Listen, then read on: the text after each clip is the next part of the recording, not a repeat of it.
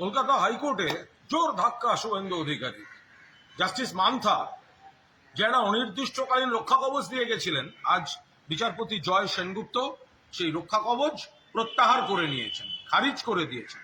অর্থাৎ তৃণমূল কংগ্রেস বা রাজ্য সরকার যা বলছিল তাতে মান্যতা দিয়েছেন। একজন ব্যক্তি কোনো মামলায় রক্ষা কবচ পেতে পারেন, একজন ব্যক্তি একাধিক মামলায় ক্ষেত্র বিশেষে রক্ষা কবচ পেতে পারেন, কিন্তু একজন ব্যক্তি ভবিষ্যতে কি করবেন সেটা না জেনে আদালত কখন রক্ষা কবচ দেন, কিভাবে রক্ষা কবচ দেন?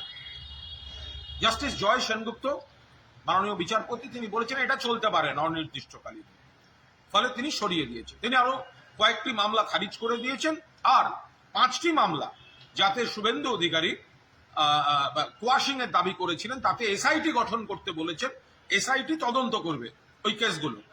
অর্থাৎ শুভেন্দুবাবু এই জাস্টিস মান্থার এই রক্ষা কবচ তার উপর ভর করে যে আপত্তিকর কথা, অশালীন কথা, প্ররোচনামূলক আচরণ একের পর এক করে এসছেন এবং আইনকে তোয়াক্কা করেননি।